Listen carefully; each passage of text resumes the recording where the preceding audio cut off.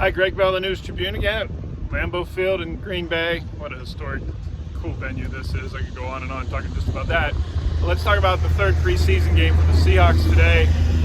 1915 loss, their first of 3 preseason games that they lost. Not that that matters. What does matter is Drew Lock proved to his coach, Pete Carroll, to his teammates, the Seahawks locker room, and he said to himself that, hey, I can do this.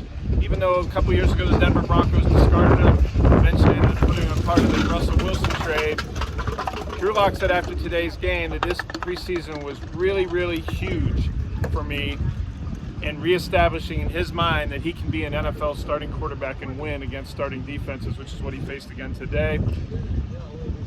He particularly liked the fact that the Seahawks in their offense stuck with it. Drives and punts, drives and punts, drives and punts for most of 3 quarters, aside from one touchdown drive to the irrepressible Jake Bobo in the first half. But that Lock said he just stuck with it, and then they clicked finally midway through the fourth quarter.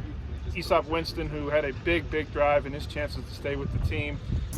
But yes, that last drive was a really good drive for us. Needed to go down and score, and guys executed, like I said before. And the ball was put in these guys' hands. They made plays with it. I was excited to see us go down the field like that. To be resilient, because you can kind of start curling up into a shell and drives, a couple drives in a row. It's just 3 and out or first down. Then you come back off the field. I'm happy we didn't kept fighting, didn't give up, and even until the last play of the game, we were giving everything we got. The Seahawks ended up briefly taking the lead, 15-12 on that end of that drive. 3 completions to Winston, the former Washington State Cougar, who I think cemented his place at least on the practice squad. And given the injuries they have at wide receiver and the fact that D. Eskridge is suspended for the first 6 games of the season, Jake Bobo and Easop Winston could win roster spots Tuesday when the final cuts come. Wide receiver was the position coming into this game where there were jobs to be won. Jake Bobo won one of them. I think Easop Winston won the other one. Bobo, it's undeniable. He's got big plays every practice, almost every practice. He's been with the first team for weeks. It would be a travesty beyond the Casey Williams preseason travesty of a few years ago. You guys remember that. Guys and gals remember that from Skyline High School, and the former UW Husky wide receiver had a big preseason one time and got cut. This would be a bigger one than that if they don't keep Jake Bobo on the 53, and I think they're going to. They're really cool. They're really cool for me. They're really cool for my family and friends to kind of just see some of that. So I'm very grateful and honored to have some of the 12 jump on the Bobo bandwagon a little bit. So that's been really cool to see. And like I said, I'm honored that folks think I'm worthy of their praise. What do you feel like you have to do to maintain it? Place. Did you kind of got to start and then played the first half, and then I think you didn't play the second half, but that's sort of the way that a lot of the starters did. Do you take that as sort of validation from them at all, sort of the way they used it today? I don't think so. I think maybe just trying to save legs.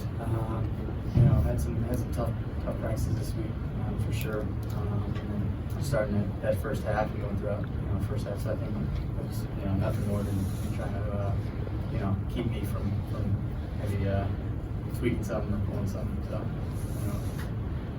On defense, I think Trey Brown's going to be starting left corner week 1, September 10th against the Rams, unless Devin Witherspoon can prove his hamstring is healthy enough to start outside.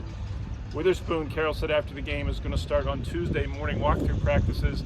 Remember, they have a full practice week now without games coming up, and then a game week after Labor Day before the opener. Witherspoon may start a nickel, and that would put Trey Brown on the left side. Mike Jackson exploited again today. He had 2 pass defenses, yes. He had 7 tackles, yes. That's because they threw at least a dozen times at him. They should have given up a 45-yard touchdown on a ball he was beaten by, and Jordan Love underthrew it and threw Jackson back into the play to be able to break it up to Watson down the field. Watson got him later on in that first half. Time and again, it's been now 5 times in 2 weeks that he's given up 3rd down catches or a 4th down catch in the case of the Dallas game. After a very strong summer for Mike Jackson, he didn't play as well as Trey Brown did. He did not get as many targets as Brown did, but he did give up multiple, as I said, 5 first downs and a touchdown again today. I mean, only one of 22 starters played if you count Trey Brown as one of those starters. No other starters played. Geno Smith was in a ball cap and sneakers. Kenneth Walker was the first man off the sideline when Cedric Thompson scored a touchdown and a 2-point conversion midway through the fourth quarter. I asked Carroll specifically about Thompson, an undrafted rookie from Texas Tech who signed midway through training camp. Because the Seahawks use so many running backs, because that position is so injured, I think Thompson's going to get on the practice squad as well. It was interesting after the game, Pete Carroll mentioned a few times how this is a 69-man team, not a 53-man team, and that's because of the 16-man practice squad, but that he wants to keep them all. I mean, he wants all 69 to come from this roster because of how unified and spirited they are. He really liked the battling again to come back into the league today, and that's what his message to his players is. I want to keep all of you. Now, he said that's almost impossible with NFL rules, and players can sign Seahawks players. If the Seahawks put a player on the practice squad, for instance, any team in the league can sign that guy onto its active roster after the regular season rosters are set on Tuesday.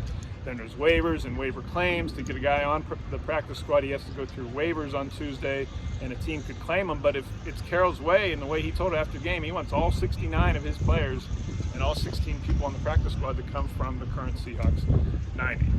All that'll be on the newstribune.com. Actually, the game story and analysis, instant analysis on there right now, and on Twitter at GBellSeattle.